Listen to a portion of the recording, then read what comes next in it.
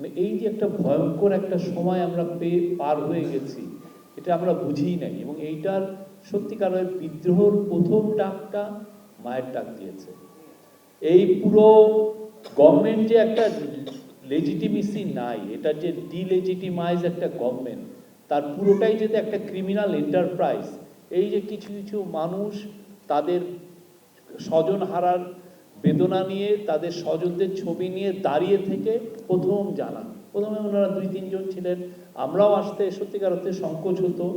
সাংবাদিকরা, অনেক সাংবাদিক, গভর্নমেন্টের প্রো গভর্নমেন্ট সাংবাদিকরা আমরা দেখেছি তাদেরকে নিয়ে হাসাহাসি করতো। গভর্নমেন্টের তরফ থেকে যারা একদম ভদ্রলোক, যাদের অনেক ডিগ্রি আছে, তারা পর্যন্ত তাদের এই যে কি ভূমধ্য মহাসাগরে যে ওরা হারিয়ে গেছে, ডুবে মারা গেছে, অনেক গল্প করতো। কি যে ভয়াবহ একটা আমরা টাইম গেছে। এবং এই যে জুলাই আগস্ট যাই বলেন, সব কিছুর অনুঘটক এই আন্দোলন। মায়ের ডাককে সত্যিকার অর্থে আমি এজ এ ফর্মার জার্নালিস্ট মনে করি মায়ের ডাককে স্বাধীনতার পদক দেওয়া উচিত।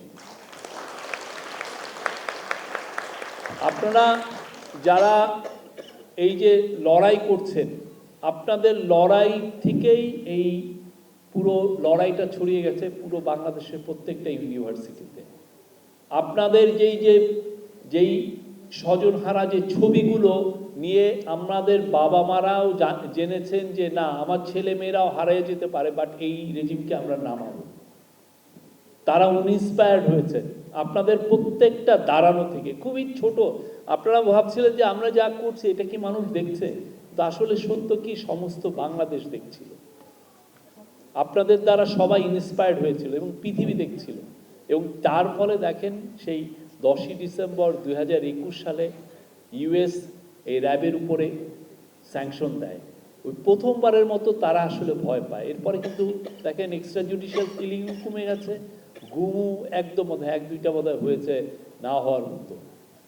তো এই জায়গাগুলো মানে মায়ের ডাক বা গুম নিয়ে যেই কাজগুলো আপনারা করেছেন, সেটা পুরো জাতিকে জাগিয়ে তুলেছে। এবং জাতির মানে একটা গভর্নমেন্ট কি হওয়া উচিত আর একটা গভর্নমেন্ট কি সেটা জানতে পেরেছে। যে এই যে একটা ক্রিমিনাল এন্টারপ্রাইজ, শেখ হাসিনা যে একটা বড় রকমের মাফিয়াতন্ত্র চালাচ্ছে, এবং তার সাথে তো 1-2টা না, কয়েকশো বা কয়েক হাজার লোক একসাথে জড়ো হয়ে এই ক্রিমিনাল এন্টারপ্রাইজে জয়েন করেছে। আপনি দেখেন র্যাবের এরা ওনারা অন্ধ হয়ে, পুরো একটা গ্রুপ অফ পিপল অন্ধ হয়ে গিয়েছিলেন যা করতেছে সেটা। মানে এই কোথায় মানে এটা কেউ যদি ফিরে দেখে যে বাংলাদেশটা কি এইরকম কি একটা ভয়ানক একটা ক্রিমিনাল এন্টারপ্রাইজ কি চলে পৃথিবীতে।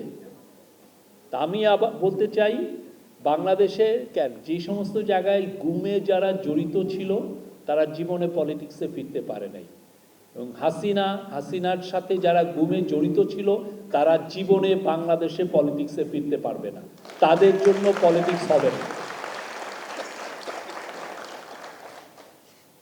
আপনি আর্জেন্টিনায় দেখেন, আপনি চিলিতে দেখেন, আপনি পেরু বা অন্যান্য ওই পুরো ল্যাটিন আমেরিকা দেখেন, কেউ গুম করে পার পায় নাই, বাংলাদেশেও পার পাবে না। প্রত্যেকটা গুমের অ্যাকাউন্ট নেওয়া হবে, প্রত্যেকটা গুমকে আমরা ধরে রাখবো, এবং এই গল্পগুলো পুরো বাংলাদেশের আকাশে বাতাসে থাকবে, ওয়ালে ওয়ালে থাকবে। আপনার যেরকম ওয়ালে ওয়ালে সবাই ছেলেমেয়েরা লিখে দিয়েছে আমি কে তুমি কে, বিকল্প আমি তুমি আমরা, সেরকম আপনাদের গল্পগুলো সব জায়গায় লেখা হবে। আমরা আশা করছি যে আপনাদের সমস্ত কিছু এই যে গুমের পুরো জিনিস আমরা যে জাদুঘরটা করছি গণভবনে, সেখানে সংরক্ষিত হবে। আর আপনারা যারা এত বছর ধরে ফাইট করছেন, আমার স্বনির্বদ্ধ অনুরোধ, আপনারা ফাইট থেকে এক চুলও নড়বেন না। আপনাদের যে দাবি, আপনাদের যে স্বজনহারা, আপনাদের ছেলে, আপনাদের যে বাবা, ভাই, বোন, ছেলে, মেয়ে যারা যেখানে হারিয়েছে, সেই জায়গাগুলো খোঁজার দায়িত্ব আমরা যেমন নিয়েছি আপনারাও নেবেন। আপনারা আমাদের সাথে থাকেন। আমরা এটার জন্য একটা প্যানেল করেছি, আমরা এটার জন্য একটা কমিশন করেছি। তারা প্রত্যেকটা কেস 1টা 2টো 3টা 4টা করে দেখছে, এবং আমরা এটা ইনভেস্টিগেট করব এবং এটার আওতায় বিচারে আসবে যারা যারা জড়িত ছিল। আমরা এটা খুব কষ্টসাধ্য একটা কাজ, কিন্তু সেটার জন্য আমরা কাজ করছি, আমাদের গভর্নমেন্ট এটা নিয়ে কাজ করছে। এটা আমাদের টপ প্রায়োরিটি। এটা গুমের ইনভেস্টিগেট করা, গুমের প্রত্যেকটা ঘটনাকে বের করা এবং এই গুমের যারা লোকগুলো যেখানে রাখা হতো আয়নাঘর, এই আয়নাঘরকে ডেমোলিশ করা এবং মানুষের সামনে তুলে ধরা, এটা আমাদের টপ। এটা আমাদের জেনারেশনকে জেনারেশন এই এই এই এই গল্পগুলো জানতে হবে। তারা দেখবে যে কি ভয়াবহ রকমের একটা ক্রিমিনাল এন্টারপ্রাইজ ছিল 2009 থেকে 2024 পর্যন্ত। আমি বেশি কিছু বলবো না। উনি যেই কথা মুবাশ্বের হাসান বললেন, জাহেদ ভাই বললেন, আমি এই মেসেজগুলো নিয়ে আমি আমাদের প্রধান উপদেষ্টার কাছে বলবো যে অ্যাকাউন্টসের কথা এসছে, আপনাদের কম্পেনসেশনের কথা এসছে। আমরা এই পুরো জিনিসটা, আমি তো অ্যাজ এ মানে মেসেজ ক্যারিয়ার হিসাবে আমি এই মেসেজটা ওনাদের কাছে দিব। তা আমি আশা করি যে এই বিষয়ে ওনারা cabinet council of adviser decision নেবেন। আর বেশি বেশি অ্যাড করার মতো তেমন নাই। আমি মনে করি আমাদের ফাইট এখানেই শেষ হয়নি।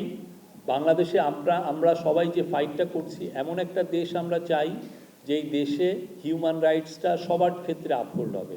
এটা শুধুমাত্র পলিটিক্যাল অ্যাক্টিভিস্ট না, যারা ডিসিডেন্ট ভয়েস আসছে, মাইকেল চাকমার মতো লোক আছেন যারা বাংলাদেশে খুব ক্ষুদ্র ছোট ছোট গ্রুপকে রিপ্রেজেন্ট করেন, তাদের ভয়েস আছে। আমরা যেন কাউকে ভুলে না যাই।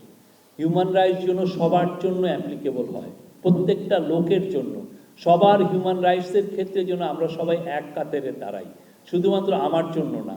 যে লোকটাকে আমি ঘৃণা করি তার হিউম্যান রাইটসের জন্য আমি যেন দাঁড়াই, তাকেও যেন কেউ গুম না করে। আমি যেন ওই তার গুম, তাকে এক্সট্রা জুডিশিয়াল কিলিং বা তার হিউম্যান রাইটসকে আন্ডারমাইন করা বা এটাকে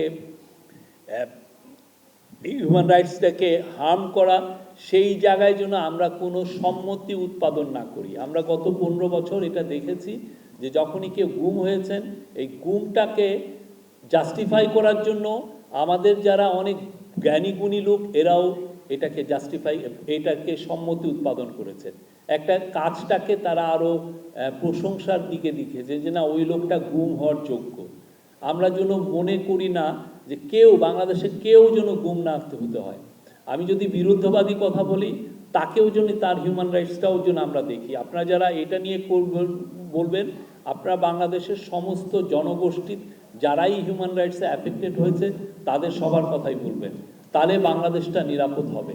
শুধুমাত্র আমরা যারা আছি, আমরা আমাদের জন্যই নিরাপদের বাংলাদেশ চাই না। আমরা বাংলাদেশের প্রত্যেকটা মানুষের জন্য, প্রত্যেকটা গ্রুপের জন্য, প্রত্যেকটা মানুষ, তার এথনিসিটি হোক, তার জেন্ডার হোক, তার কালার হোক, তার রেস হোক, যেভাবে হোক, তার যেই ভিন্ন ধর্মই হোক না কেন, তাদের সবার জন্য যেন আমরা দাঁড়াই। আপনারা যেভাবে গত 15 বছর, 2015, 2014 সাল থেকে যেভাবে দাঁড়িয়েছেন, গত 10 বছর আপনারা সবার জন্য দাঁড়াবেন।